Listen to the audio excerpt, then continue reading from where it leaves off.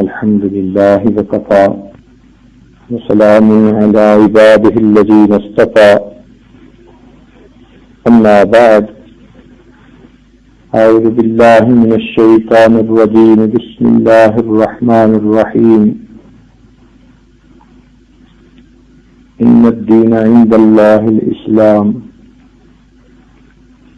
سبحان ربك رب العزة عما يصفون وسلام على المرسلين والحمد لله رب العالمين اللهم صل على سيدنا محمد وعلى آل سيدنا محمد وبارك وسلم اللهم صل على سيدنا محمد وعلى آل سيدنا محمد وبارك وسلم اللهم صل على سيدنا محمد وعلى آل سيدنا محمد وبارك وسلم. دین اسلام دین فطرت ہے. انسان کو ایسی کامیاب زندگی گزارنے کا طریقہ سکھاتا ہے کہ وہ روتا ہوا دنیا میں آیا تھا مگر ہنستا ہوا دنیا سے واپس جاتا ہے. دین اسلام کے خلاف جو طریقہ زندگی بھی ہم اپنائیں گے وہ خلاف فطرت ہوگا، اس کے اندر کامیابی نہیں ہوگی. گزشتہ کل کے بیان میں اسی بات کو واضح کرنے کی کوشش کی گئی کہ فطرتی طور پر اللہ تعالیٰ نے عورت کو حیا اور شرم کی نعمت عطا کی ہے.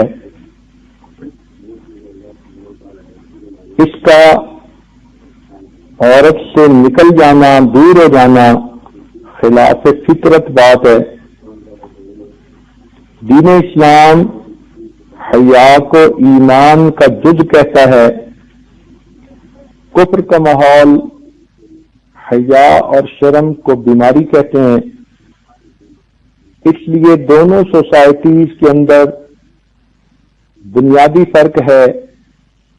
ان کی ڈائریکشن ڈائمیٹریکلی اپوزٹ ہے. دین اسلام اس بات کو پسند کرتا ہے کہ عورت پردہ میں رہے، اس میں شرم و حیا ہو، اور کفر کا ماحول اس بات کو پسند کرتا ہے کہ عورت گھر سے باہر نکلے، بلکہ اپنے کپڑوں سے بھی باہر نکل آئے تو اچھا ہے. نتیجہ کیا ہوا کہ دین اسلام کے مطابق زندگی گزارنے والی عورت جب ماں بنتی ہے اس کو عزتیں ملتی ہیں، اور کفر کے ماحول کی عورت جب ماں بنتی ہے تو اسے کوئی پوچھنے والا نہیں ہوتا. خاوند ویسے ہی اسے چھوڑ کے دوسری عورتوں کے پیچھے بھاگ جاتا ہے. جس اولاد کو وہ پالتی ہے وہ اولاد بھی اس کے پاس نہیں رہتی، تو بیچاری بچوں کی جگہ گھر میں کتوں کو پالتی ہے. تنہائی کا عذاب اسے سہنا پڑتا ہے. جتنا وہ جوانی میں کلبوں کی زینت بنی تھی اتنا ہی اب گھر کی تنہائی میں اس کو وقت گزارنا پڑتا ہے. پھر بے اختیار کہتی ہے لائف از ویری ڈیفیکلٹ. یوں سمجھیے کہ کفر کے ماحول میں عورت اپنی زندگی کا ابتدائی وقت اپنے آخری وقت کو مصیبت بنانے میں گزار دیتی ہے. اس لیے وہ عورت بڑھاپے سے ڈرتی ہے، بڑھاپے کا نام سن کر گھبراتی ہے. وہ صرف جوان رہنا چاہتی ہے. سمجھتی ہے کہ جب تک میرا جسم جوان ہے تب تک میری قدر ہے. تو معلوم ہوا کہ وہاں عورت کی قدر بحیثیت انسان کے نہیں، بحیثیت ایک کھلونا کے ہے. جب تک وہ کھلونا کارآمد ہے، کھیلنے کے قابل ہے، اس کی قدر ہے، اور اس کے بعد اس کی کوئی قدر نہیں. سارے سال میں ایک دن مدر ڈے کے طور پر منا لیا تو ماں کا حق پورا ہو گیا. یہ کہاں کا انصاف ہے؟ بلکہ ایک واقعہ تو ایسا بھی ہے کہ مدر ڈے کے دن ماں نے اپنے بچوں کے لیے بہت کچھ تیار کیا. ٹائم طے تھا کہ وہ اتنے بجے آئیں گے، ماں ان کو ٹریٹ دے گی، دعوت دے گی اور وہ کھا کے واپس چلے جائیں گے، کیونکہ ہر ایک کی اپنی اپنی اپوائنٹمنٹس ہیں. ماں بیچاری نے کئی کھانے بنائے. جب وہ وقت آیا تو کبھی گھڑی کو دیکھے، کبھی کھانوں کو دیکھے کہ سال میں آج کا دن ایسا ہے کہ کم از کم بچوں کی شکلیں تو دیکھ لوں گی. ماں تو ہر جگہ ماں ہوتی ہے، اس کے اندر مامتا کا جذبہ ایک فطری جذبہ ہے، اسے کوئی نہیں چھین سکتا. جانوروں میں ہم نے دیکھا کہ ماں کو بچے سے محبت ہوتی ہے، انسان تو بالآخر انسان ہے. تاہم جب وقت آیا، دروازے کی گھنٹی بجی، بڑی خوشی سے اس نے دروازہ کھولا کہ میرے بچے آئیں گے اور بیٹھ کر ہم اکٹھا کھانا کھائیں گے. تو کیا دیکھتی ہے کہ دروازے پر ایک پوسٹ ڈلیور کرنے والا آدمی کھڑا ہے اور اس نے ایک خط اسے دیا جس میں بچوں نے لکھا تھا کہ ہم نے آنے کے پلان تو بنایا تھا مگر ہمارے دوست نہیں مانے، ہماری مصروفیت ہے، تو اس لیے ہم خط کے ذریعے آپ کا شکریہ ادا کرتے ہیں. وہ عورت اتنی دکھی ہوئی کہ اس ڈاکیے کو کہنے لگی کہ خدا کے لیے آؤ اور میری بنی ہوئی چیزیں تم ہی کھا جاؤ. اب جب ماں سارا سال بچوں کی شکل دیکھنے کو ترستی ہے، اس ماں کی بھی زندگی کیا ہوگی؟ ماں کا مقام وہاں کیا ہے؟ ذمہ داری سے واقعہ سناتا ہوں. کنیکٹیکٹ ایک ریاست ہے جس میں ایک ماں نے اپنے جوان بیٹے پر مقدمہ کیا. ماں نے بھی وکیل کیا، بیٹے نے بھی وکیل کیا. مقدمے کی پروسیڈنگ ہوئی اور یہ مقدمہ اخبارات کی بھی زینت بنا، ٹی وی اور ریڈیو پر بھی دکھایا گیا. کئی دن تک اس کی پروسیڈنگ چلتی رہی. مقدمے میں ماں نے یہ دعویٰ کیا، میں بیوہ ہوں، یہ جوان بیٹا میرے ساتھ گھر میں رہتا ہے.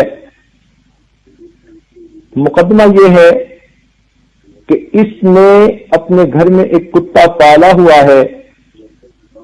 یہ روزانہ 3 گھنٹے کتے کے ساتھ سرف کرتا ہے، کبھی اس کو نہلاتا ہے، کبھی کھلاتا ہے، کبھی ساتھ لے کے باہر جاتا ہے. میں ماں ہوں، اسی گھر میں رہتی ہوں. یہ 5 منٹ ملنے کے لیے میرے کمرے میں نہیں آتا. عدالت اس کو حکم دے کہ یہ 5 منٹ کے لیے مجھے اپنی شکل ہی دکھا جایا کرے. اب اس پر مقدمہ چلا اور کئی دنوں کی پروسیڈنگز کے بعد ججمنٹ دی گئی کہ کتا چونکہ بچے نے خود پالا ہے، کتا اس کی لائبلٹی ہے، اس پر 3 گھنٹے لگیں یا 5 گھنٹے لگیں اس نوجوان کو لگانے پڑیں گے.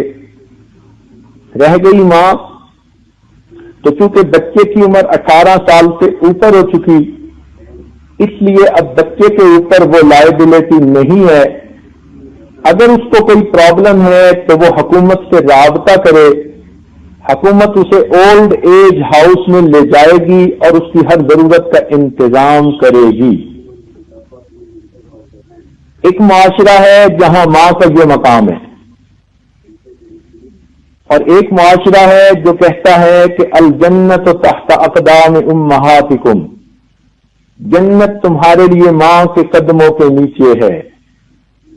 عورتیں خود سوچیں، اپنی عقل سے فیصلہ کریں کہ فطرت کا دین کون ہے، کون سا راستہ فطرت کے زیادہ قریب ہے.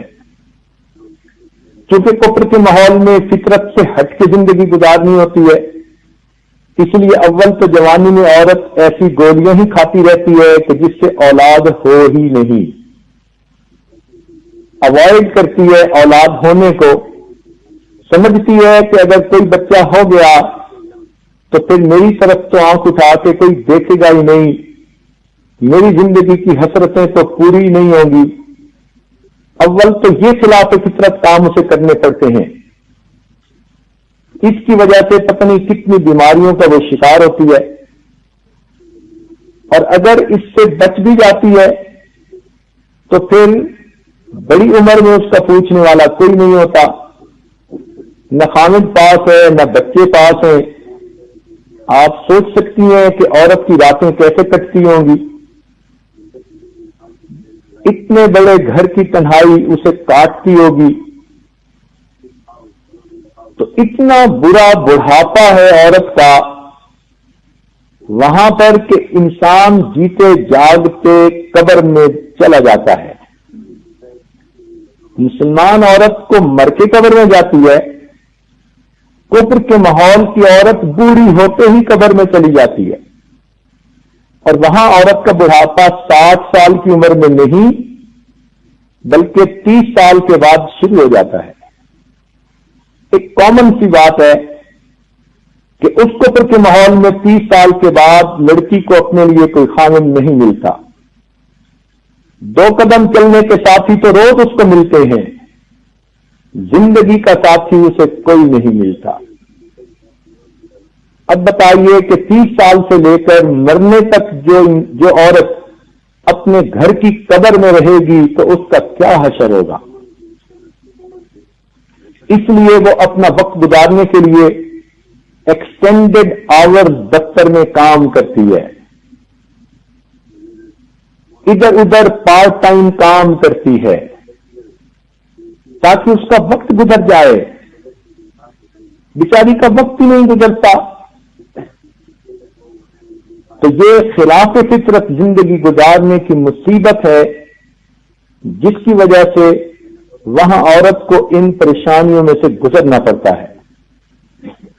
رہ گئی بات جوانی کی زندگی کی، تو جوانی تو دیوانی ہوتی ہے، انسان کی آنکھوں پہ شہوات کے پردے پڑے ہوتے ہیں، وہاں کا اصول ہے انجوائے یور سیلف، لہذا وہ اپنی زندگی کو انجوائے کرتے ہیں۔ اب وہ انجوائمنٹ بھی کیا ہے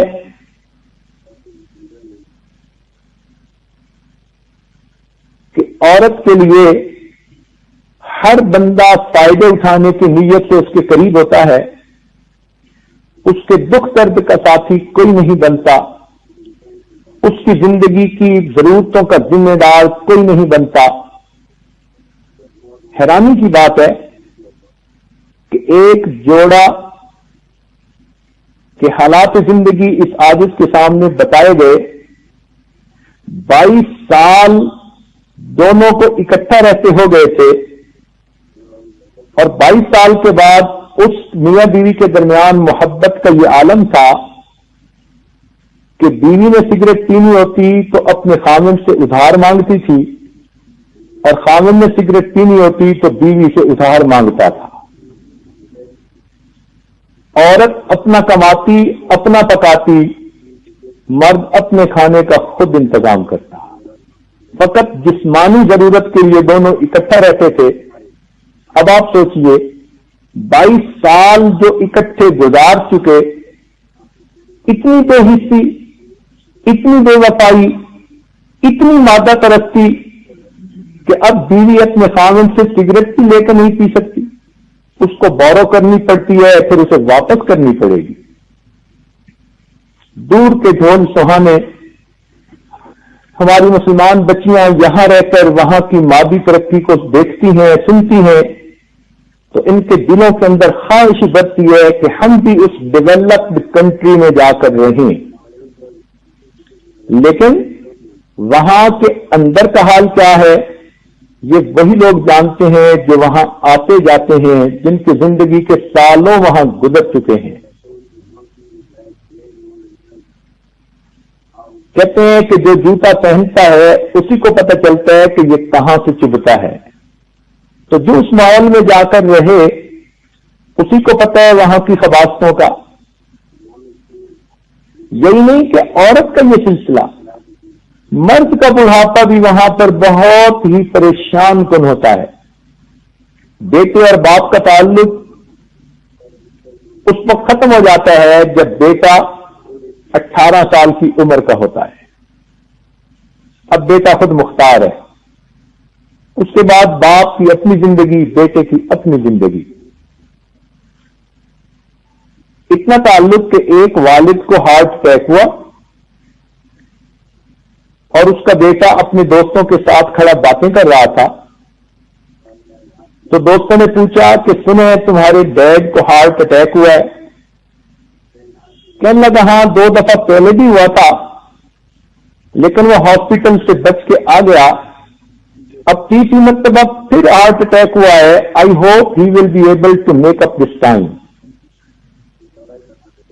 اب اگر یہ بیٹے اور باپ کا تعلق ہے تو سوچو کہ پھر کیا ہے زندگی۔ ہمارے ایک پروفیسر خود بتاتے تھے کہ میں ایک کاتب کے دفتر میں بیٹھا ہوا تھا، فون آیا ہاسپٹل سے آپ کے لیے کال ہے۔ ہم نے ہاسپٹل کا نام سنا تو متوجہ ہوئے کہ کیا بات ہے۔ اس نے فون پہ کہہ دیا کہ ٹھیک ہے تم اسے دفن کر دو اور بل میری طرف بھیج دینا، میں بل پے کر دوں گا۔ میں نے اس سے پوچھا کہ بھئی کیا ہے، کیوں کال آئی؟ کہنے لگا کوئی نہیں، ایسی وری کرنے کی بات کوئی نہیں، میرے ڈیڈ بیمار تھے، ہاسپٹلائز تھے، ڈاکٹر کی کال آئی کہ وہ ان کی ڈیتھ ہو گئی، میں نے انہیں بتا دیا کہ میں مصروف ہوں، اس کو سیمیٹری سروسز کے حوالے کر دو، وہ اس کو دفن کر دیں گی اور بل میرے ایڈریس تک بھیج دیں گی تو میں اس کے بل پے کر دوں گا۔ یہ اگر باپ اور بیٹے کا تعلق ہے تو پھر زندگی حیوانیت نہیں تو پھر کیا ہے؟ اس لیے اس ماحول میں خلاف فطرت زندگی ہونے کی وجہ سے ماں باپ اور اولاد کا تعلق بہت کمزور ہوتا ہے۔ فیملی لائف کا سٹرکچر وہاں پر نہ ہونے کے برابر ہے۔ ہاں لوگ اپنی مجبوریوں سے عبرت سیکھتے ہوئے اور مسلمانوں کی آپس کی محبتوں کو دیکھتے ہوئے کوشش کرتے ہیں کہ مل جل کے رہیں، مگر وہ بھی اولاد پاس نہیں ہوتی۔ زیادہ سے زیادہ بوڑھا اور بڑھیا ایک دوسرے کے ساتھ مل کے رہیں گے، اولاد کے پاس فرصت نہیں ہوتی۔ بیٹا کہتا ہے ابو آپ کھانستے رہتے ہیں اور مجھے یہ چیز بالکل برداشت نہیں ہوتی، I don't want to see your ugly face. اب آپ اپنے لیے اولڈ ایج ہاؤس میں جگہ ڈھونڈ لیجیے۔ چنانچہ ایک مشہور واقعہ ہے وہاں کا کہ ایک باپ بوڑھا ہوا تو بیٹے نے کہہ دیا کہ اب آپ کھانستے ہو ہر وقت اور اونچا بولتے ہو اور یہ کرتے ہو وہ کرتے ہو، میں ڈسٹرب ہوتا ہوں تو میں آپ کو اولڈ ایج ہاؤس میں لے کے جاتا ہوں۔ چنانچہ یہ اس کو اولڈ ایج ہاؤس میں لے کر گیا۔ اب باپ چیخ رہا ہے نہیں میں تمہارے ساتھ رہنا چاہتا ہوں، میں گھر رہنا چاہتا ہوں، یہاں تنہائی ہوگی، میں نہیں رہنا چاہتا۔ باپ چیختا رہا اور بیٹا اسے وہاں دھکیل کے حوالے کر کے واپس چلا گیا۔ اللہ تعالیٰ کی شان دیکھیے کہ باپ کی عمر اللہ نے لمبی کر دی، اس کو کہیں 20-25 سال اس اولڈ ایج ہاؤس میں رہتے رہتے گزر گئے۔ یہ بچہ بھول ہی گیا کہ میرا کوئی باپ تھا یا نہیں، کیونکہ حکومت کی طرف سے وہاں ہر ضرورت پوری ہو جاتی ہے۔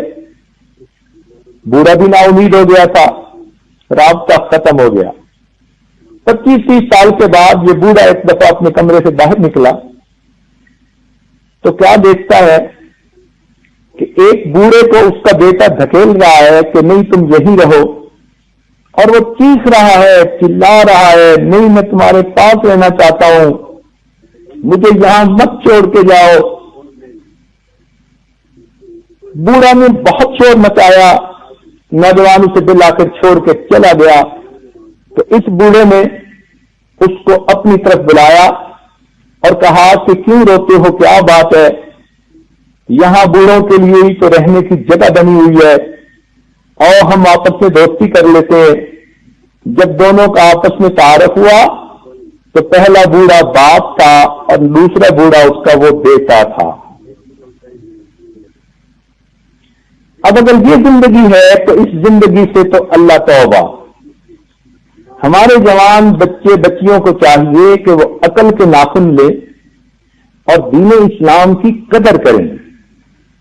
ہمارے ماحول میں اگر برائیاں ہیں تو وہ ہماری بدعملی کی وجہ سے ہیں. احکام شریعت کے اندر حسن ہے. نبی علیہ الصلوۃ والسلام کی مبارک سنتوں کے اندر خوبصورتی ہے. اگر ہماری زندگی شریعت و سنت کے مطابق ہو تو ہمیں اس دنیا میں جنت کے مزے آئیں. تو اس لیے اگر کوئی یوں کہے کہ جو مسلمانوں میں بھی یہ ہوتی ہیں تو مسلمانوں میں اس وقت ہوتی ہیں جب وہ اسلام کی بجائے کفر کے طریقوں کو اختیار کر لیتے ہیں. جب مسلمان بن کے رہتے ہیں تو پھر ان میں الفتیں اور محبتیں ہوتی ہیں، پیار ہوتا ہے. گھر کے سارے افراد ایک دوسرے کے دکھ درد کے ساتھی ہوتے ہیں. کانٹا ایک کو چبھتا ہے اور آنسو دوسرے کی آنکھ سے آتا ہے. پھر بھائی بیمار ہوتا ہے تو بہن ساری رات جاگتی ہے، سجدے میں پڑھ کے رو کے بھائی کی صحت کے لیے دعائیں مانگ رہی ہوتی ہے. یہ ہے فطرت کے مطابق زندگی جو دین اسلام نے ہمیں عطا کی. اس لیے اس عاجز نے کل ایک بات سمجھائی کہ اسلام حیا کا علمبردار ہے اور کفر کا ماحول بے حیائی کا علمبردار ہے. اس لیے ہمیں کفر کے ماحول سے نفرت ہونی چاہیے. اسلام کے ساتھ ہمیں فطری محبت ہونی چاہیے. نوجوان بچیاں اپنی کم علمی کی وجہ سے، نا تجربہ کاری کی وجہ سے وہ بھی انہی کفر کے طریقوں کو اپنا لیتی ہیں، یا ان کی تمنا رہتی ہے کہ ہمارا طرز زندگی بھی وہی بن جائے.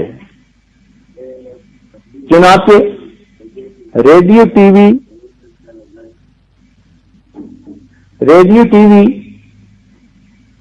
اور کیبل کی وجہ سے وہ ان کے زندگی کو دور سے دیکھتی ہیں اور ان کو دور کے ڈھول سہانے نظر آتے ہیں. آپ نے دیکھا ہوگا کہ یہ ڈش چھتری کی مانند ہے مگر اس کا رخ الٹا ہوتا ہے. یوں سمجھ لیجئے کہ جس گھر میں ڈش لگ گئی انہوں نے اللہ رب العزت کی رحمت کی چھتری کو الٹا کر دیا. میں تو جس گھر میں ایک منحوس چیز کو دیکھتا ہوں تو فوراً دل میں یہ تصور جاتا ہے کہ کلمہ کی برکت سے اللہ تعالی کی رحمت کی چھتری ان کے سر پہ تھی، انہوں نے اس منحوس چیز کو لگا کے رحمت کی چھتری کو الٹا کر دیا. پھر کہتے ہیں جی اولاد نیک نہیں بنی، ماں باپ کی فرما بردار نہیں بنی. جو خدا کا وفادار نہیں وہ پھر ماں باپ کا بھی وفادار نہیں. اس لیے اپنے بچوں کو دین کی زندگی سکھائیے تاکہ ان کی زندگی فطرت کے اصولوں پر آ جائے. اور نوجوان بچیوں کو بھی چاہیے کہ وہ اپنے آپ کو ایک مومنہ عورت بن کر زندگی گزارنے کے لیے تیار کریں. مومنہ عورت سب سے زیادہ اپنے ایمان کی حفاظت کرتی ہے اور اس کے بعد اپنی عزت و آبرو کی حفاظت کرتی ہے. جب جوانی کی عمر میں بچی قدم رکھتی ہے تو اس کو ارد گرد سے بہت قسم کے لوگوں سے واسطہ پڑتا ہے جن میں سے سب کے سب اس کے دشمن ہوتے ہیں. جان کے دشمن نہیں، عزت و آبرو کے دشمن. مگر یہ سب دوستی کے رنگ میں آتے ہیں، اپنے بن کے آتے ہیں. کوئی قدم کے رنگ میں، کوئی دور کے رشتہ دار کے رنگ میں، کوئی کلاس فیلو کے رنگ میں. دیکھنے میں وہ اپنے ہوتے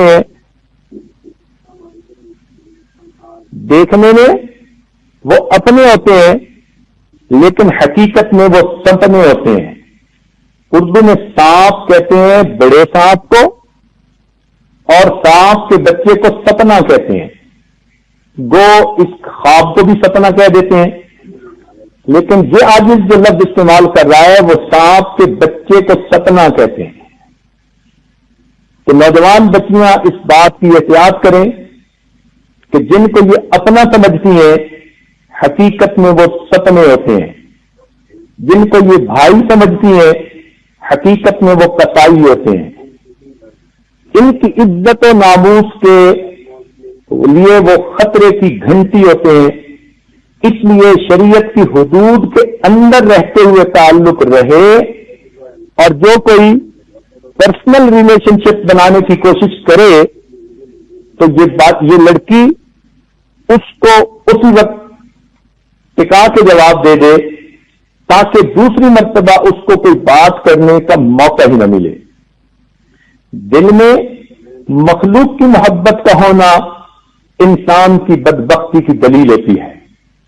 آج ایسا وقت آ چکا کہ لوگوں نے فاسق کا نام عاشق رکھ دیا اور فسق کا نام عشق رکھ دیا.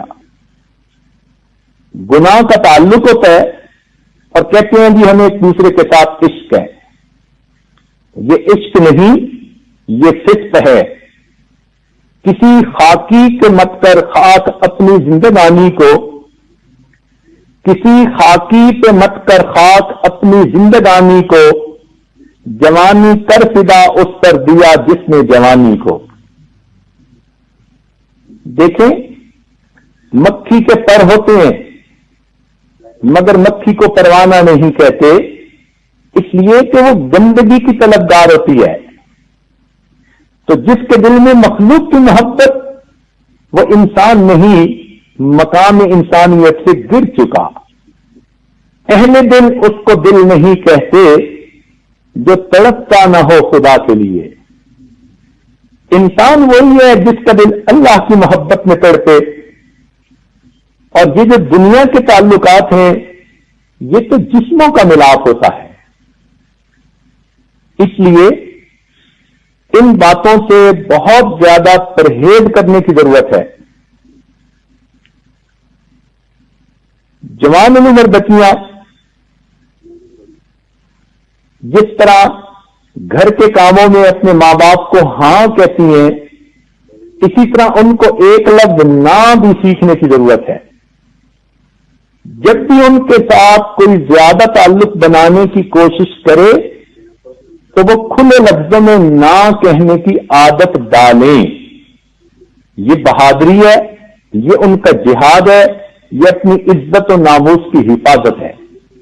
یاد رکھنا، جو بچی کسی کو کلیئرلی نہ نہیں کہہ سکتی اس کی عزت ہر وقت خطرے میں ہوتی ہے. تو نہ کرنا بھی سیکھنا چاہیے اور اس کو اپنا فرض منصبی سمجھنا چاہیے. چھٹی حص پہ کام لیا کریں. اللہ تعالیٰ نے عورت کو ایک حص دی ہے جس کو چھٹی حص کہتے ہیں. وہ چھٹی حص بتا دیتی ہے کہ بولنے والا کس اسٹیشن سے بول رہا ہے، بات کرنے والا کس مقصد کے لیے بات کر رہا ہے. ہر عورت کی چھٹی حص اس کو فوراً خطرے کے بارے میں بتا دیتی ہے. تو عورت اپنی چھٹی حص پہ کام لے. یہ چھٹی حص اس کے لیے ریڈار کی مانند ہے. جس طرح فوجی ریڈار پر دیکھتا ہے کہ دشمن کی طرف سے میزائل آیا، دشمن کی طرف سے جہاز آیا، تو وہ پہلے سے ہی ڈیفنس کے لیے تیار ہوتا ہے. بلکہ ریڈار پر دیکھ کر وہ دشمن کے کسی ایسے ریڈار کو، ایسے کسی جہاز کو آنے ہی نہیں دیتا، واچفل رہتا ہے. اسی طرح اللہ تعالیٰ نے عورت کو چھٹی حص ریڈار کی مانند دی. یہ ریڈار اسے بتاتا ہے کہ کس بندے نے جو فکرہ کہا کس مقصد کے لیے کہا. تو جیسے ہی آپ کا ریڈار آپ کو خطرے کی گھنٹی بتائے، آپ فوراً اپنی حفاظت کریں. اپنے عزت و ناموس کی حفاظت کر کے آپ اللہ تعالیٰ کی نظر میں سرخرو ہوں. حدیث پاک میں آتا ہے کہ اگر کسی لڑکی کو کوئی مرد اپنی طرف متوجہ کرنے کی کوشش کرے اور وہ کہے کہ نہیں میں اللہ سے ڈرتی ہوں، تو اللہ تعالیٰ قیامت کے دن اس کو اپنے عرش کا سایہ عطا فرمائیں گے۔ تو آپ نو کہہ کر اللہ تعالیٰ کے عرش کے سائے کی مستحق بن جایا کریں۔ اللہ رب العزت کی محبت آپ کو نصیب ہوگی جب آپ اللہ کے لیے دنیا کو ٹھوکر ماریں گی۔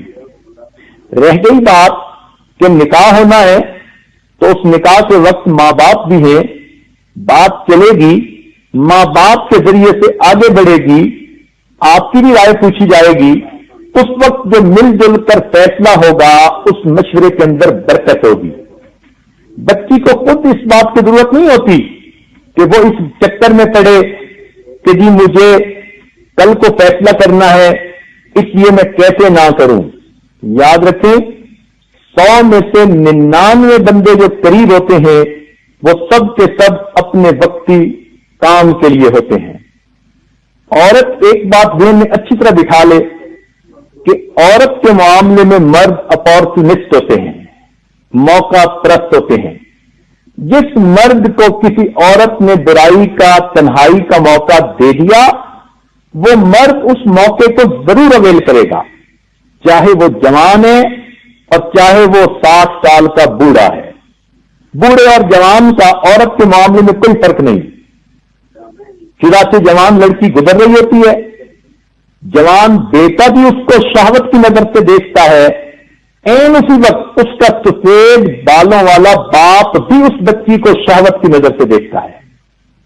تو عورتیں اس بات کو اچھی طرح سمجھنے کی کوشش کریں، مرد کے معاملے میں بہت محتاط رہیں، بلکہ قرب قیامت میں نبی علیہ السلام نے ارشاد فرمایا ایسا وقت آئے گا کہ محرم مرد اپنی محرم عورتوں کے ساتھ برائی کے مرتکب ہوں گے۔ ہم قرب قیامت کے اس دور میں زندگی گزارتے ہیں اور ہمیں اس قسم کی ادھر ادھر سے اطلاعات شکایات ملتی ہیں، لہذا عورت کو چاہیے کہ زندگی کا اصول بنائے، غیر محرم سے بیزار رہے اور محرم سے ہوشیار رہے، غیر محرم سے بیزار رہے، اس کی شکل دیکھنی بھی پسند نہ کرے، غیر محرم سے بیزار رہے اور محرم سے ہوشیار رہے۔ جتنے تعریفیں کرنے والے لوگ ہیں ان میں ایک خاوند ہے کہ جو عورت کے بارے میں مخلص ہو سکتا ہے، خاوند کے علاوہ باپ کے علاوہ کوئی بھی جو تعریفیں کر رہا ہے اس تعریف کے پیچھے کوئی نہ کوئی اس کا مقصد ہے۔ اس بات کو اچھی طرح سمجھنا چاہیے۔ جوان بچیاں کم عمر کم علم ہوتی ہیں، وہ ان ہتھ کنڈوں کو نہیں سمجھتی اور جھوٹی تعریفوں کے چنگل میں پھنس جاتی ہیں۔ اور آج کل کے نوجوان تعریفیں کرنے کے ماہر، یوں لگتا ہے کہ انہوں نے عورت کی تعریفیں کرنے میں PhD کی ڈگری کر لی ہے۔ ہر وقت یہ سوچتے رہتے ہیں کون سا فکرہ بولوں، کون سی بات کہوں کہ وہ لڑکی خوش ہو جائے، اس لیے کہ خوشی سے بات آگے بڑھے گی۔ اور ہر نوجوان یہ جھوٹ بولتا ہے کہ میں آپ کو اپنانا چاہتا ہوں، 100% جھوٹ ہوتا ہے۔ اپنانے کا مطلب صرف اتنا ہوتا ہے کہ میں آپ کے ساتھ کچھ وقت گزارنا چاہتا ہوں، اور بچیاں سادگی کی وجہ سے اس بات کو حقیقت سمجھ لیتی ہیں کہ فلاں ہمیں اپنانا چاہتا ہے۔ جو اپنانے والے ہوتے ہیں وہ پھر اپنے والدین کے ذریعے سے شریعت و سنت کے قاعدے کے مطابق قدم بڑھاتے ہیں، وہ علیحدگی میں تنہائیوں میں سب سے چھپ چھپا کے رشتے نہیں جوڑتے۔ جو چھپ کے رشتے جوڑ رہا ہے وہ چھپ کے ہی کچھ کرنا چاہتا ہے۔ اس لیے ایسی باتوں میں جوان بچیوں کو بہت محتاط ہونے کی ضرورت ہے۔ ہر تعریف کرنے والا اپنا نہیں ہوتا بلکہ ہر تعریف کرنے والا سپنا ہوتا ہے۔ تو اس سانپ سے بچنے کی ضرورت ہے۔ سانپ سے نہیں بچیں گی تو جان جائے گی، اور سپنے سے نہیں بچیں گی تو عزت جائے گی، اور بعد میں پھر ہاتھ ملنے کا فائدہ نہیں۔ جوان بچیاں بعض اوقات یہ اعتراض کرتی ہیں کہ جی فلاں آدمی نے ہمیں خراب کیا، بلکہ بدنام کر دیا. لڑکی کی بدنامی کیوں ہوتی ہے, لڑکے کی کیوں نہیں ہوتی؟ یہ ان کا سوال اور یہ ان کی بات پوچھنی فضول ہے.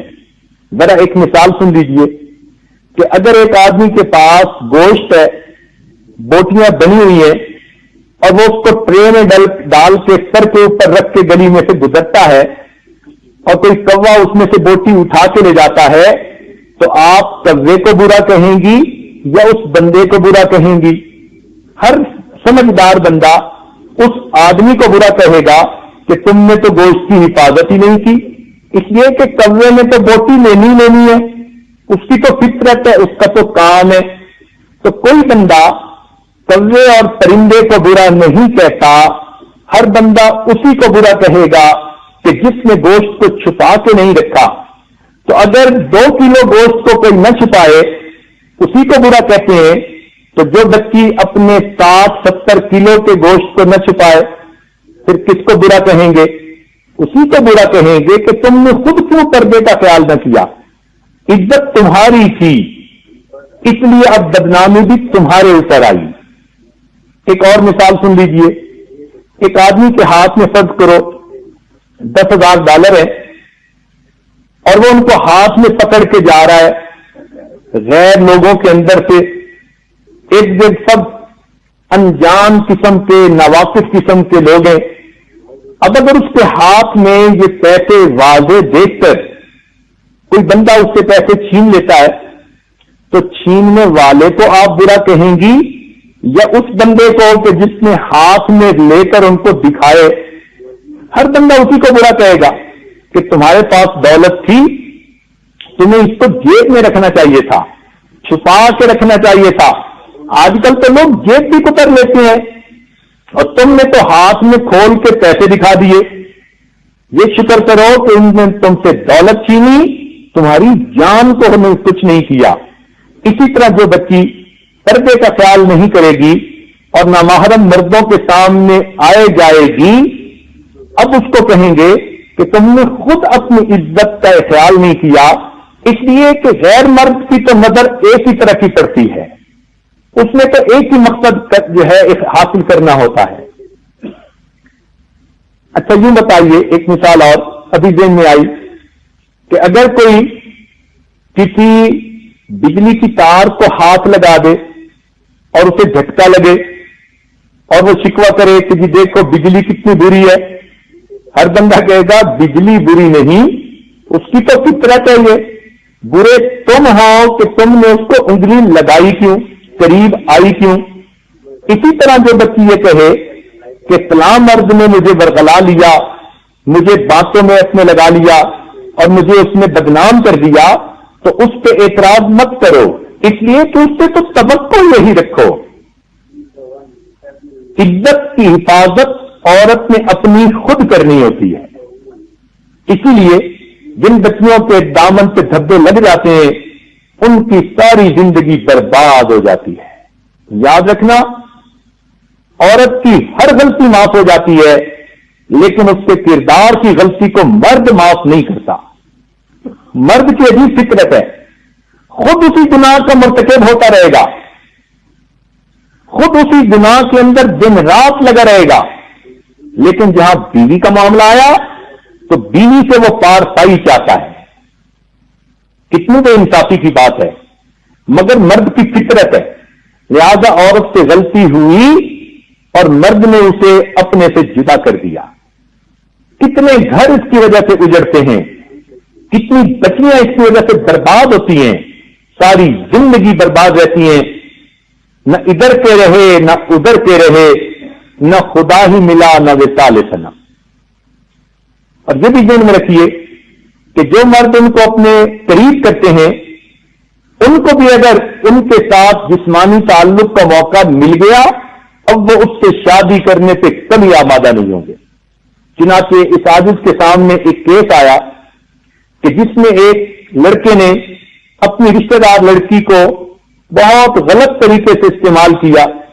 جب بات آگے بڑھی, دونوں طرف کے ماں باپ بھی رضامند ہو گئے کہ بھائی شادی ہی کر دیتے ہیں, لڑکا راضی نہیں. اب لڑکی پریشان کہ یہ تو اتنا روتا تھا، منتیں کرتا تھا، راتوں کو جاگتا تھا، یقین دہانیاں کرواتا تھا، اب جب سب راضی ہیں یہ نکاح کرنے پہ تیار کیوں نہیں؟ چنانچہ اس عاجز نے اس نوجوان کو بلا کر پوچھا کیوں نکاح نہیں کرنا چاہتے؟ اس نے ایک موٹی سی بات کہہ دی، کہتا ہے کہ مجھے اعتبار نہیں، جو کنوارے پن میں میرے ساتھ برا کام کر سکتی ہے، جب وہ میری بیوی بنے گی اور میں گھر پہ نہیں تو وہ کسی اور کے ساتھ بھی یہ معاملہ کر سکتی ہے۔ تو یوں سمجھیے کہ جس بچی نے کسی مرد کو اپنے اوپر اختیار دے دیا وہ ہمیشہ کے لیے اس کی نظر میں بے اعتبار بن گئی۔ یہ نہیں کہ اس سے پیار بڑھتا ہے، بلکہ عورت بے اعتماد بن جاتی ہے۔ وہ مرد اس کو کبھی بیوی کے طور پہ نہیں اپنائے گا، بیوی کے طور پہ مرد کی یہ فطرت ہے، وہ اسی کو اپنائے گا کہ جس کو وہ نیک اور پارسا سمجھے گا، اس کو اپنے بچوں کی ماں بنائے گا اور باقیوں کے ساتھ اس میں وقت گزارنا ہے۔ اس لیے جس طرح مرد کو جہاد کے لیے ہر طرف سے حملے کا خطرہ رہتا ہے، جوان بچی کو اپنی عزت کے معاملے میں ہر طرف سے خطرہ رہتا ہے، اور اللہ نے گھر میں اس کا یہ جہاد بنا دیا، اس کو چاہیے کہ اپنی عزت و آبرو کی حفاظت کرے۔ ماں باپ کو بھی چاہیے کہ وہ اپنے جوان بچوں کی خیر خبر رکھیں۔ یہ کہاں کا انصاف ہے کہ بچے تو پیدا ہو گئے، اب ذرا بڑے ہوئے تو ان کو ان کے حال پر چھوڑ دیا، ان کو پر لقمے کھلاتے ہیں، ان کی ہر خواہش ماں باپ پوری کر دیتے ہیں، اور پھر اس بات کا خیال بھی نہیں رکھتے کہ ان بچوں کی زندگی گزر کیسی رکھتی ہے۔ یہ جو نئی تہذیب کی تعلیم ہے یہ انسان کے اندر سے انسانیت کو جلدی نکال دیتی ہے۔ ہم سمجھتے تھے کہ لائے گی فراغت تعلیم، ہم سمجھتے تھے کہ لائے گی فراغت تعلیم، کیا پتا تھا کہ چلا آئے گا الہاد بھی ساتھ۔ یہ جو نئی تعلیم ہے نا، اس کے ساتھ الہاد بھی آ جاتا ہے، اس کے ساتھ جوان بچے اور بچیاں اللہ کے وجود کے منکر بن جاتے ہیں، دین اسلام کے منکر بن جاتے ہیں۔ تو ماں باپ کی یہ ذمہ داری کہ ان بچوں کو دیکھتے رہیں، واچ فل رہیں، یہی تربیت ہے۔ یوں تو تربیت کے عنوان سے مستقل کئی بیانات پہلے کیے گئے، انشاءاللہ اس مرتبہ بھی تربیت کے عنوان سے مزید کچھ باتیں کہی جائیں گی۔ تاہم جوان بچوں کے بارے میں چند باتیں اس وقت بھی ذہن میں آ رہی ہیں، تو ذرا سن لیجئے۔ سب سے اچھا دستور تو ہمارے بزرگوں کا تھا۔ گھر کے دو حصے ہوتے تھے، ایک مردان خانہ اور ایک زنان خانہ۔ زنان خانے میں عورتیں ہوتی تھیں، مردان خانے میں مرد ہوتے تھے۔ ضرورت کے وقت مرد عورتوں میں آتے تھے یا ضرورت کے وقت گھر کی عورتیں مردوں میں جاتی تھیں۔ اپنی زندگی ویسے علیحدہ تھی۔ باپ بیٹوں پہ نظر رکھتا تھا، ماں بچیوں پہ نظر رکھتی تھی۔ یہ سب سے بہتر سیٹ اپ تھا جو ہمارے بزرگوں کا رہا ہے۔ لیکن اب ماشاءاللہ کوٹھیاں بننی شروع ہو گئیں، کمرے بیڈ روم زیادہ ہوتے ہیں، لہذا ہر بچے اور بچی کا کمرہ جدا۔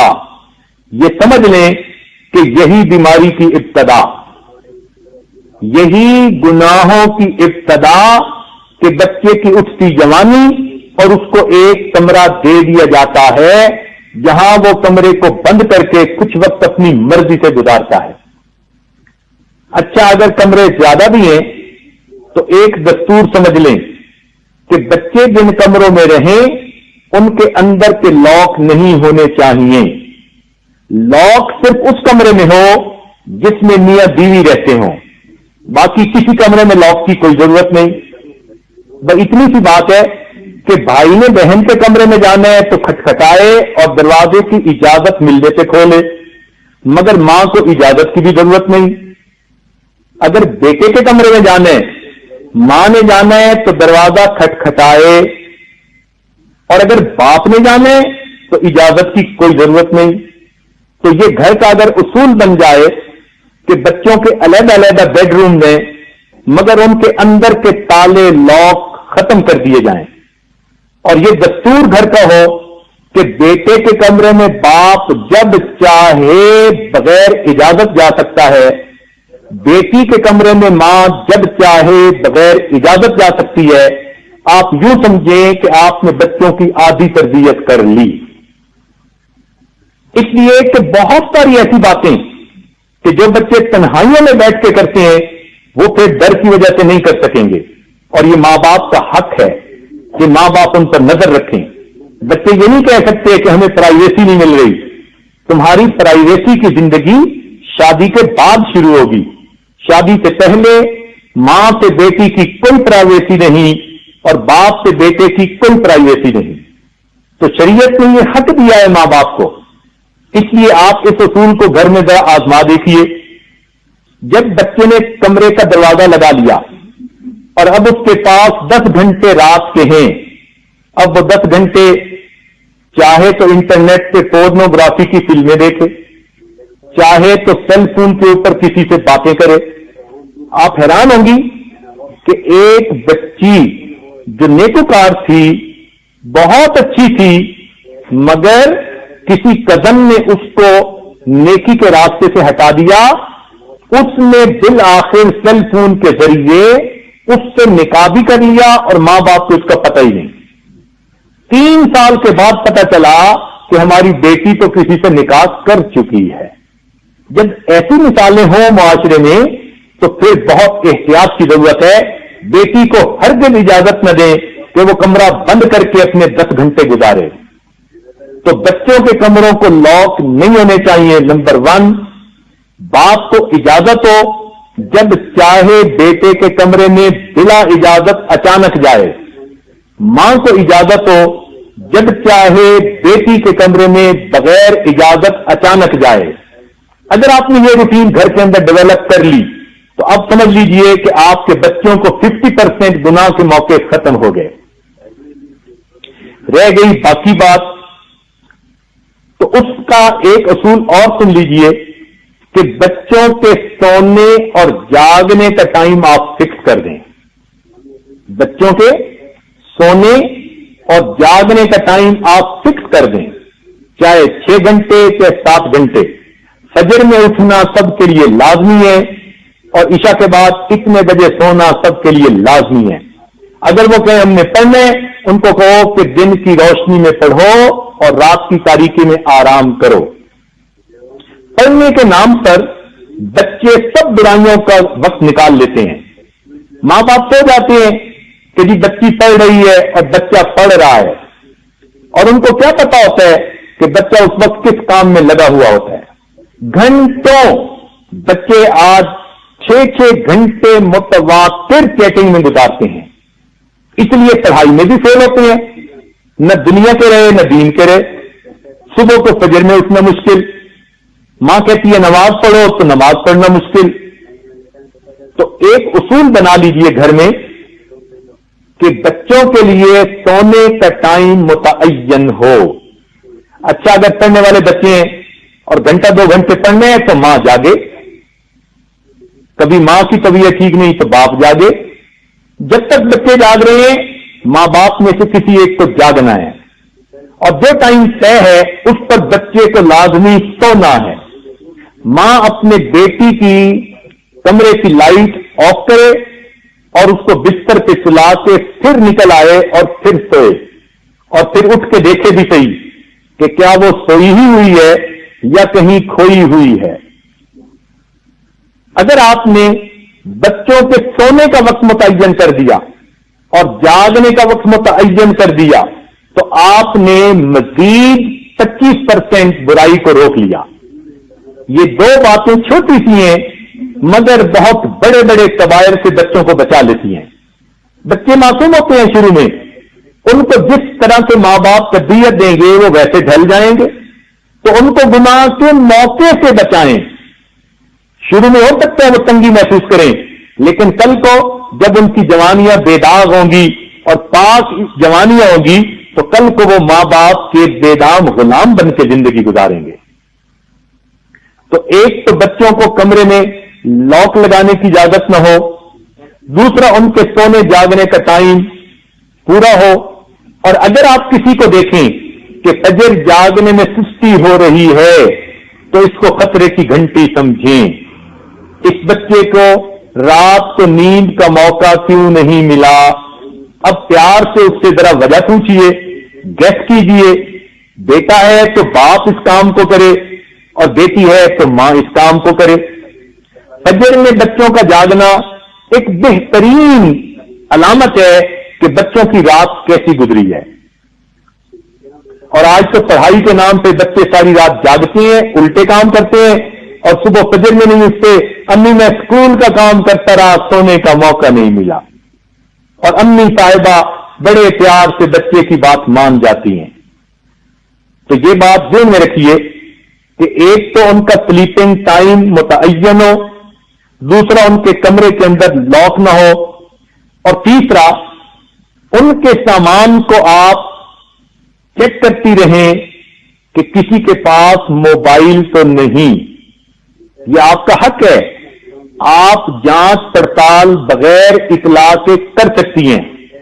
شریعت نے ماں باپ کو اس کا حکم دیا کہ وہ بچے کی تربیت کے لیے ایسی چیزوں کو کرنے کا اختیار رکھتی ہیں. اس کے کمرے میں دیکھیں، اس کے کپڑوں میں دیکھیں، چیک کرتی رہیں کہ اس کے پاس فون تو نہیں. اول تو خود لے کے دینے کی ضرورت ہی نہیں. جو لے کے دیتے ہیں یوں سمجھ لیں کہ وہ ان کو ایک برائی کا ٹکٹ کٹوا کے دے رہے ہیں. پھر ان کا کیا، ہر بچے اور بچی کے ہاتھ میں فون کا ہونا یہ کہاں کی ضرورت ہے؟ تو اول تو ایک عمر میں ان کو دینا ہی نہیں چاہیے. ہاں شادی کے بعد ان کو لے کر دیا، کوئی ضرورت ہے تو اپنی جگہ. اسٹوڈنٹ شپ میں کیا ضرورت ہوتی ہے؟ تو اول تو ان کے پاس فون ہونا نہیں چاہیے.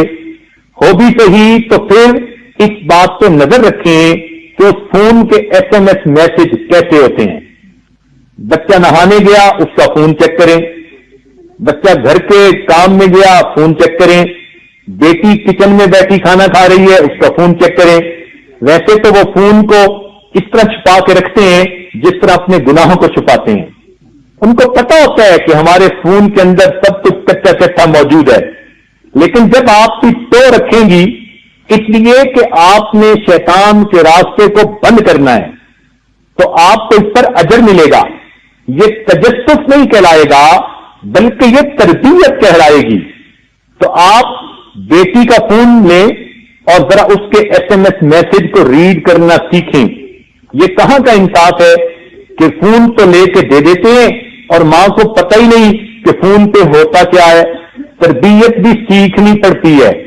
تو اس بات کو چیک کرتے رہیں. اگر آپ نے اس کے میسیجز چیک کر لیے اور اس کی ای میل کو بھی چیک کرتی رہیں. ای میل ایڈریسز آپ کو معلوم ہونے چاہیے. یہ بچوں کے وہ راز ہیں کہ اگر ماں باپ کو اس کا پتہ ہوگا تو بچے بالکل سیدھے رہیں گے، اور اگر نہیں پتہ ہوگا تو انہی کی وجہ سے بچے ماں باپ کے بھی نافرمان اور پھر ماں باپ کو جہنم میں لے جانے کا بھی ذریعہ بنیں گے. اور ایک اصول آخری اور کہ بچہ گھر میں کوئی سی ڈی لائے تو ماں باپ کی اپروول سے لائے. آج کل سی ڈیز پر وہ بدماشیاں ہو رہی ہیں الامان والحفیظ، اور ماں باپ کو پتہ ہی نہیں ہوتا. بچہ جب چاہتا ہے سی ڈی لے کے آ جاتا ہے. ماں سمجھتی ہے کہ یہ سی ڈی آ گئی بچے کے کالج کے کام کی، اور بچہ وہاں بیٹھ کر 3 گھنٹے کی فلم دیکھ رہا ہوتا ہے. نیوڈ فلمیں دیکھتے ہیں بچے. تو اس لیے اس بات پہ بھی چیک رکھیں کہ گھر میں کوئی سی ڈی اگر آئے کمپیوٹر کی یا دوسری تو ماں باپ کی اپروول سے آئے ورنہ نہیں آئے.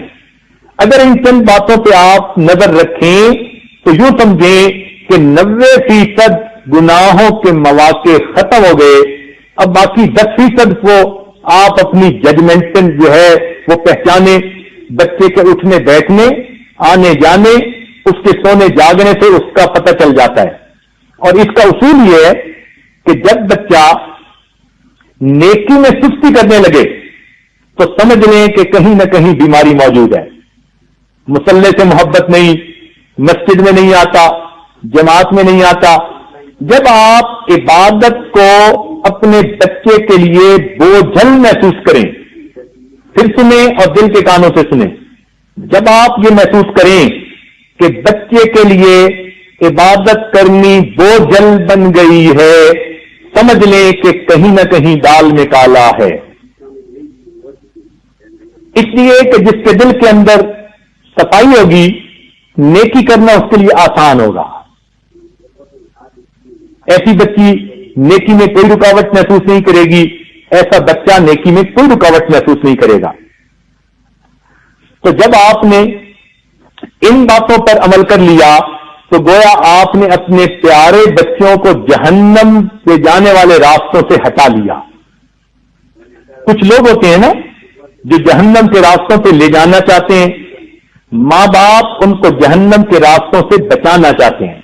جیسے نبی علیہ الصلوۃ والسلام نے ارشاد فرمایا، لوگوں تمہاری مثال ایسے ہے کہ جیسے کچھ لوگ ہیں جو جہنم کی طرف بھاگے چلے جا رہے ہیں اور میں تمہیں کمر سے پکڑ پکڑ کے پیچھے ہٹا رہا ہوں.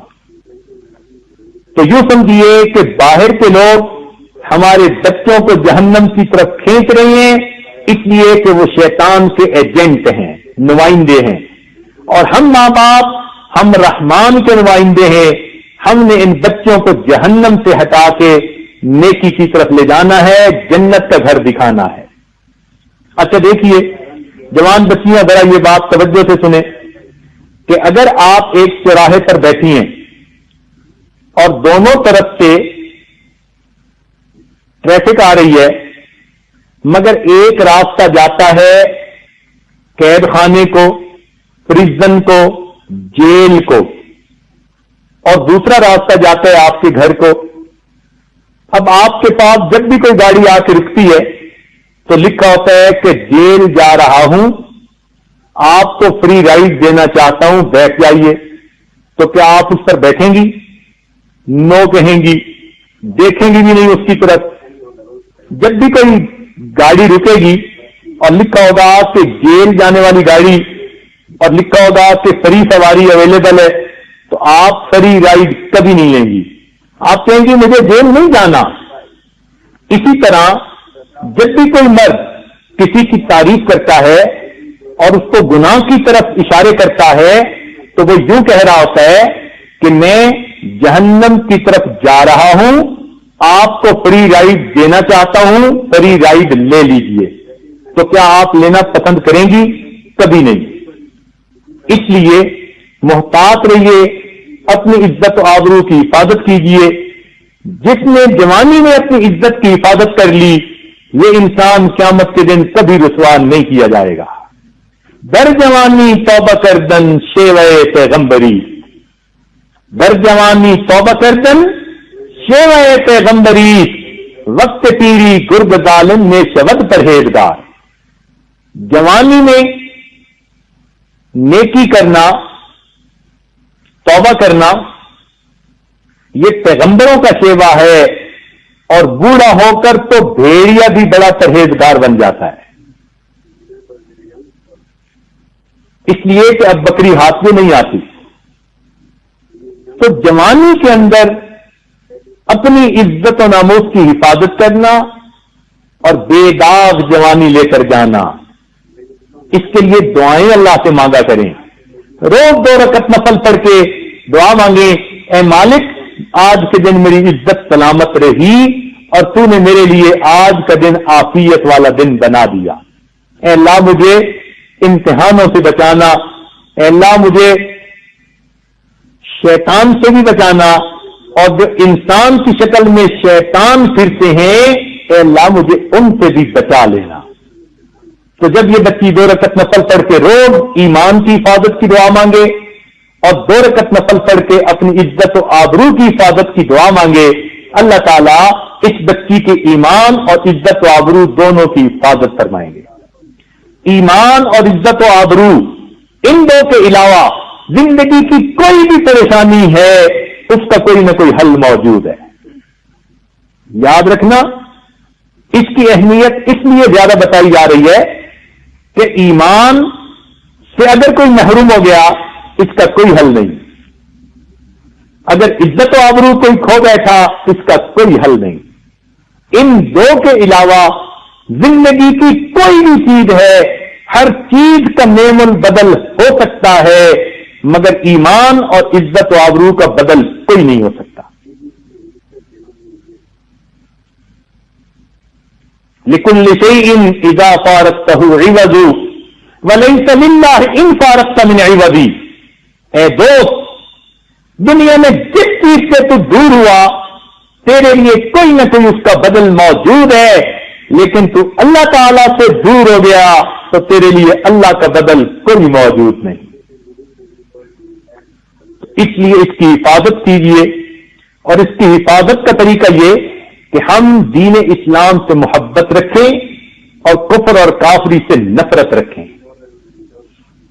نبی علیہ الصلوۃ والسلام نے ہمیں دعا سکھائی، رضیت باللہ ربا وبمحمد نبیا وبالاسلام دینا۔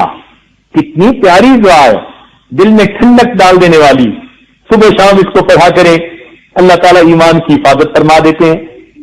تو اس لیے ان باتوں کو ذرا دل کے کانوں سے سن کے اپنے زندگی میں لاگو کر لیجئے۔ ایک حدیث ہے نبی علیہ الصلوۃ والسلام کی کہ جو کوئی تمہارے منہ پہ تعریف کرے تم اس کے منہ میں مٹی ڈالو۔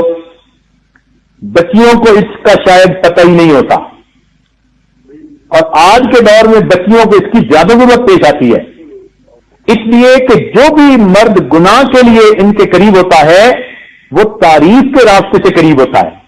تو نبی علیہ السلام کی اس حدیث کو ہر وقت ذہن میں رکھیں کہ جو منہ پہ تعریف کر رہا ہے تو وہ کسی نہ کسی مقصد کے لیے کر رہا ہے۔ اگر میں منہ میں مٹی نہیں ڈال سکتی تو کم از کم نو کے ذریعے اس کو اپنے سے دور تو کر سکتی ہوں۔ ڈانٹ پلائیے، اس کو جرأت نہ ہو۔ اس لیے شریعت نے کتنا پیارا اصول بتایا، کبھی غیر محرم سے بات کرنے کی ضرورت پڑ ہی جائے فلا تخضعن بالقول، تم بات کو ایسے انداز سے کرو کہ اس کو ایک سے دوسرا فکرہ بولنے کی جو ہے وہ جرأت ہی نہ ہو۔ جب تک عورت عزت و ناموس کے معاملے میں مضبوط ہے، مرد اس کا کوئی نقصان نہیں کر سکتا۔ جب عورت ڈھیلی ہوگی تب مرد کو جرأت ہوگی۔ اس لیے اللہ کریم نے اپنے قرآن میں جہاں چوری کا تذکرہ کیا، السارق والسارقۃ، چور مرد کا تذکرہ پہلے، عورت کا تذکرہ بعد میں، اس لیے کہ چوری مردانگی کے خلاف ہے، مرد کو الزام زیادہ آتا ہے کہ اس نے کتنا برا کام کیا۔ اور جہاں زنا کا تذکرہ ہوا فرمایا الزانیۃ والزانی، زانیہ عورت اور زانیہ مرد۔ عورت کا تذکرہ پہلے کیوں کیا؟ اس لیے کہ جب تک عورت کی طرف سے ڈھیل نہ ملے مرد اس گناہ کا مرتکب نہیں ہو سکتا۔ تو رب کریم نے فطرت کے اصول بتا دیے۔ اس لیے قرآن مجید کی آیت سے بھی پتہ چلتا ہے کہ عزت و ناموس کی حفاظت کا زیادہ ذمہ عورت کے اپنے اوپر ہے۔ اس کا یہ مطلب نہیں کہ اگر کوئی مرد ان سے گناہ کرے گا تو مرد کو عذاب نہیں ہوگا، نہیں، عذاب تو مرد کو یقیناً ہوگا، مگر ایک دنیا کی بدنامی بھی تو ہوتی ہے، وہ تو عورت ہی کے پلے پڑتی ہے۔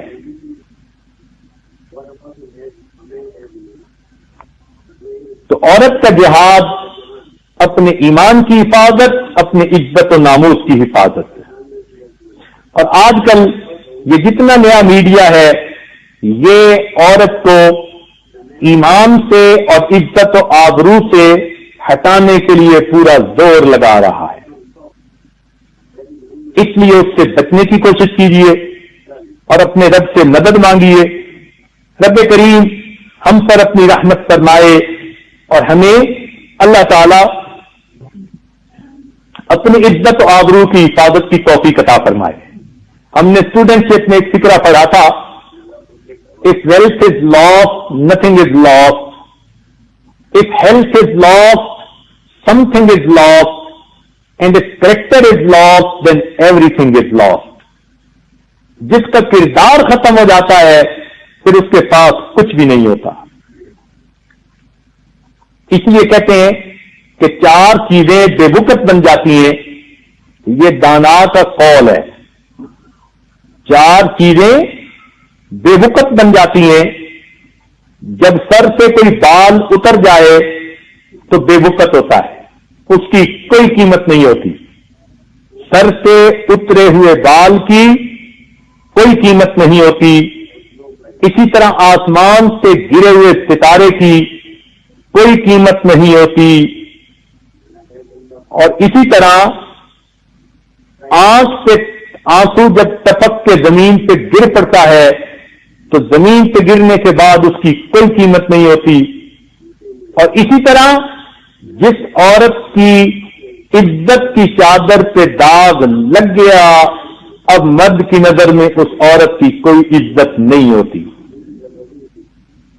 مرد خاوند بیوی کی ہر غلطی کو معاف کر سکتا ہے، لیکن کردار کی غلطی کو معاف نہیں کرتا۔ یہ مرد کی فطرت ہے، چاہے وہ نیک ہے یا چاہے وہ بد ہے۔ عورتیں اس فطرت کو سمجھیں اور اپنی عزت و ناموس کی حفاظت کریں اور اپنے رب سے اس کے لیے مدد مانگیں۔ رب کریم ہمیں نیکوکاری کی زندگی عطا فرمائے۔ قرآن مجید میں عورتوں کی جہاں خوبیاں بتائی گئیں کہ یہ پاک دامن عورتیں ہیں، فلاں عورتیں ہیں، وہاں ان کے لیے ایک لفظ لگایا گیا غافلات۔ غافلات کا کیا مطلب؟ کہ وہ عورتیں جن کو ان برائیوں کے طریقوں کا پتہ ہی نہیں، ہوا ہی نہیں لگی، شریعت نے اس کو اچھا کہا، عورت کی صفت بتلایا ہے۔ تو بہترین عورت وہ ہے نہ خود کسی کو دیکھے اور نہ کسی کو دیکھنے کا موقع دے، اور اس قسم کی واہیات باتوں کی آپس میں ڈسکشن بھی نہ کرے۔ یہ بھی ایک برائی کا ذریعہ۔ نیک بچیاں اپنی کلاس فیلوز کے ساتھ جب ہر ٹاپک پہ باتیں کرتی ہیں تو خود تو گھر میں ٹی وی نہیں یا نیکی کا ماحول ہے، لیکن اس کی دوست اس کو اپنے سب کچھ تجربات جب بتاتی ہے تو اس کے دل میں پھر برائی کی لہر دوڑ پڑتی ہے۔ تو اس لیے بچیاں اس بات سے بھی محتاط رہیں کہ فحاشی، بے حیائی، گناہ کے ٹاپک پر دوسری لڑکیوں سے بھی گفتگو سے پرہیز کریں، اس سے بھی پرہیز کریں، اس لیے کہ جتنا ان کو اس چیز کی ہوا لگے گی اتنا ان کا نفس ان کو برائی سے آمادہ کرے گا۔ یوں سمجھیے یہ برائی آگے اور ہم نے آگ کے قریب بھی نہیں جانا کہ ہمیں تپش بھی محسوس نہ ہو۔ اس لیے ہر بچی دوستی کے قابل نہیں ہوتی۔ یہ نہیں کہ کوئی آپ کی کلاس فیلو ہے آپ اسے اپنی دوست بنا لیں، نہیں، چن کے دوست بناتے ہیں، دیکھ بھال کے دوست بناتے ہیں۔ سب قدمیں ایک جیسی نہیں ہوتی۔ جس کو آپ نیک سمجھیں، اچھی سمجھیں، اس کے ساتھ بھلا دوستی کا تعلق ہی رکھیں، اور ورنہ سب کے ساتھ ضابطے کی جو تعلقات ہوتے ہیں وہ سب کے ساتھ رکھیں جو رشتہ داری میں ہوتے ہیں، مگر جس کو دوستی کہتے ہیں کہ دل کی باتوں کو شیئر کرنا، وہ نہ کریں۔ بلکہ یہ عاجز تو کہتا ہے کہ بیٹی کو چاہیے کہ وہ اپنی ماں کو دوست بنا لے۔ ماں سے زیادہ خیر خواہ دنیا میں اس کا کوئی نہیں ہو سکتا۔ بیٹے کو چاہیے آج کے ماحول میں اپنے باپ کو دوست بنا لے، باپ سے زیادہ اس کا خیر خواہ کوئی نہیں ہو سکتا۔ ماں باپ کے دل اولاد کے لیے اخلاص والے ہوتے ہیں، اس لیے حدیث پاک میں آتا ہے کہ ماں باپ کی دعائیں اولاد کے بارے میں اللہ تعالیٰ اس طرح قبول کرتے ہیں جیسے کہ بڑے بڑے اولیاء کی دعائیں قبول کی جاتی ہیں۔ کس لیے؟ اس لیے کہ ماں باپ جیسے بھی ہوں اولاد کے بارے میں مخلص ہوتے ہیں، اولاد کے بارے میں ان کے دل میں خلوص ہوتا ہے، اس لیے تو ان کی دعائیں قبول اللہ کے ہاں اس اخلاص کی وجہ سے۔ کہتے ہیں ایک بزرگ تھے، ان کی والدہ فوت ہوئی، اللہ تعالیٰ نے الہام فرمایا، اے میرے بندے، جس کی دعائیں تیری حفاظت کرتی تھی وہ ہستی دنیا سے اٹھ گئی ہے، اب ذرا سنبھل کے قدم اٹھانا۔ ہمیں کیا پتا ماں باپ کی دعائیں کہاں کہاں ہماری حفاظت کر رہی ہوتی ہیں۔ تو اس لیے یہ اصول سمجھ لیں بچیاں کہ زندگی میں اگر دوست بنانا ہے تو اپنے کنوارے پن میں اپنی ماں کو بنائیں، اور اگر شادی کی زندگی تو پھر محبتوں کا مرکز اپنے میاں کو بنائیں. بس ان دو ہستیوں کے سوا اس کو دنیا میں خلوص کہیں نہیں ملے گا، پروٹیکشن کہیں نہیں ملے گی. ہر جگہ کہیں نہ کہیں کوئی طمع، کوئی مطلب ہوگا. اللہ تعالی ہمیں برائی کی زندگی سے محفوظ فرمائے اور ہماری عزتوں کی، ایمان کی اللہ تعالی حفاظت فرمائے، اور رب کریم ہماری نئی نسل کو دین اسلام کے مطابق زندگی گزارنے کی توفیق نصیب فرمائے. وآخر دعوانا ان الحمد للہ رب العالمین. تھوڑی دیر کے لیے مراقبہ کر لیجئے، آنکھوں کو بند کر لیجئے، سر کو جھکا لیجئے.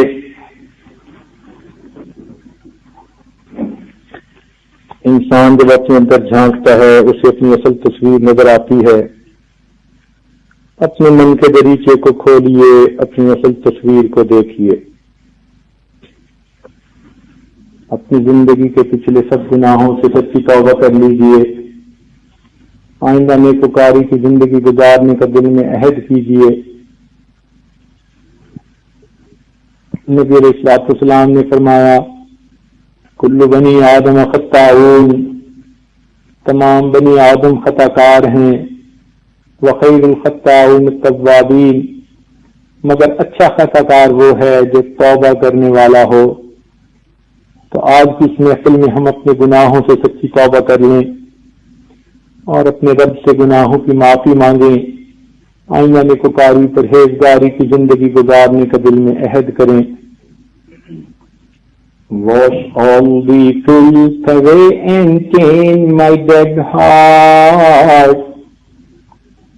Wash all the filth away and clean my dead heart. Make me alive again, give me a fresh start. Wash all the filth away and clean my dead heart. Make me alive again, give me a fresh start. So clean my heart, please, and wash the filth away. Don't leave me drowning here alone and astray. So clean my heart, please, and wash the filth away. Don't leave me drowning here alone and astray. I spent my life running away from you. I spent my life running away from you. And now I have nowhere to turn except you. I spent my life running away from you, and now I have nowhere to turn except you. I turn to you and begging you to be saved. I turn to you and begging you to be saved, and change me into an obedient slave. Wash all the filth away and clean my dead heart. Make me alive again, give me a fresh start. I have been doing all my life what I crave. I have been doing all my life what I crave. Shaitan and nafs have always had me enslaved. I have been doing all my life what I crave. Shaitan and nafs have always had me enslaved. I am ashamed that I have broken your rules. Worship my nafs and feel you ignorant fools. I am ashamed that I have broken your rules.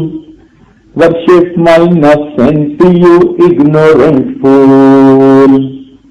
But now I know the path leading me to thee. I bow to you and asking you to help me. But now I know the path leading me to thee. I bow to you and asking you to help me. Wash all the filth away and change my dead heart. Make me alive again, give me a fresh start. I wish your name to be engraved in my heart. I wish your name to be engraved in my heart. I will be grateful to you, change this dead heart. I wish your name to be engraved in my heart. I will be grateful to you, change this dead heart. My heart is darkened, so my eyes remain dry. Hypocrisy and hubris won't let me cry. I'm at your door and begging you, let me in. I'm at your door and begging you, let me in. Don't push me back to my hopeless life of sin.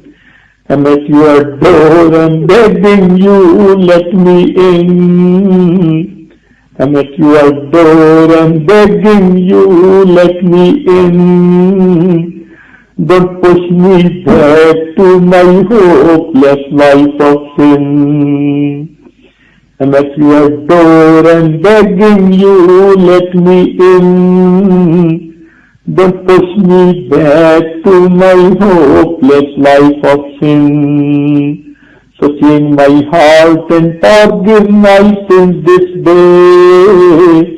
Don't leave me drowning here alone and astray. تو درگزر فرما، ہمارے عیبوں کی پردہ فرما، اے مالک ہماری حفاظت کرنا۔ رب کریم ہم بگڑے ہوئے ہیں، ہماری اصلاح فرما، ہم بھٹکے ہوئے ہیں، سیدھا راستہ نصیب فرما۔ شیطان کے چنگل میں پھنسے ہوئے ہیں، ہمیں آزاد فرما۔ رب کریم ہمارے ساتھ رحمت کا معاملہ فرما۔